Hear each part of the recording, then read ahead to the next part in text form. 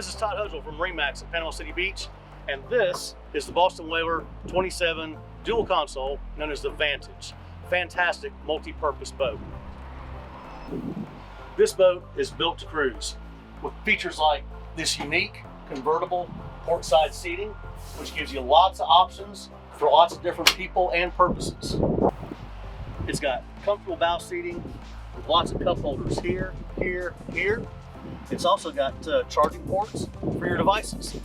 Like I said, this boat is built to cruise. It's also built to fish with features like this optional 19-gallon live well, gunnel and hardtop mounted rod holders, and a raw water washdown.